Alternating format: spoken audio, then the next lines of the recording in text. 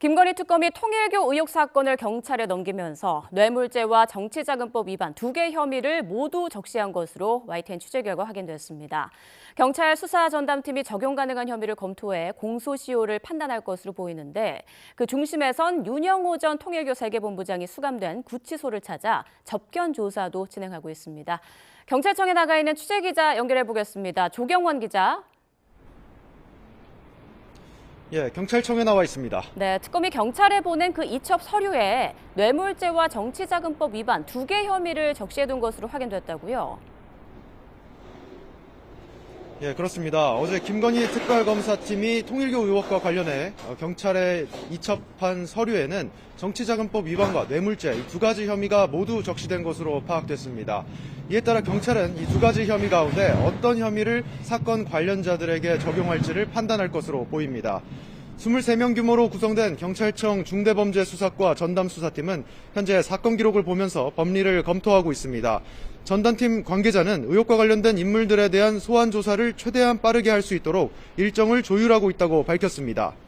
대면 조사를 진행해 적용 혐의와 공소시효 관련 문제를 정리할 필요가 있다고 판단한 겁니다. 이에 따라 수사전담팀은 우선 의혹의 중심에 있는 윤영호 전 통일교 세계본부장 대면 조사에 나섰습니다. 오늘 오후 윤 전 본부장이 수감된 구치소를 찾아가 조사를 진행하고 있는데 과거 특검에 진술한 내용 등을 정확히 확인하는 데 주력할 것으로 보입니다. 네, 어떤 혐의를 적용하는지가 중요한 게 공소시효 때문인 거죠? 예, 그렇습니다. 특검에서는 정치자금법 위반과 이 뇌물죄 2가지 혐의를 모두 적시해 경찰로 사건을 넘겼는데 이 2 혐의의 공소시효가 각각 다르기 때문입니다. 우선 전재수 장관의 경우 윤영호 전 본부장이 금품을 전달했다고 주장하는 시점은 지난 2018년으로 알려졌습니다. 정치자금법 위반 혐의가 적용된다면 공소시효는 7년으로 올해까지인 만큼 이미 지났거나 얼마 남지 않았을 가능성이 큽니다. 뇌물 혐의의 경우는 수수 액수에 따라 달라지지만 공소시효는 최대 15년까지로 늘어납니다.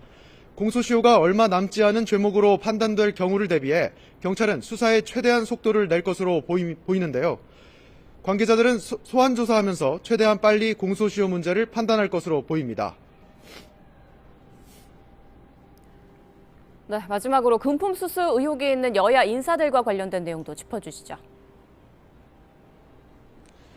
예, 전현직 의원 등 여야 인사들이 통일교와 접촉했거나 금품을 받았다는 의혹이 제기되고 있는 겁니다. 의혹을 부인하며 사의를 밝힌 전재수 해양수산부 장관은 현금 4천만 원과 명품 시계 2점을 전달받았다는 의혹을 받고 있습니다. 임종성 전 더불어민주당 의원도 통일교가 건넨 현금 수천만 원을 받았다는 의혹이 제기됐고 야권에서는 김규환 전 미래통합당 의원이 비슷한 의혹을 받습니다. 이외에도 통일교와 접촉했다는 의혹이 제기된 정치권 인사로는 정동영 통일부 장관, 이종석 국가정보원장, 정진상 전 민주당 정무조정실장, 나경원 국민의힘 의원이 거론됩니다. 당사자 대부분이 통일교 연루 의혹을 부인하는 가운데 경찰 전담수사팀의 수사 결과가 주목됩니다. 지금까지 경찰청에서 YTN 조경원입니다.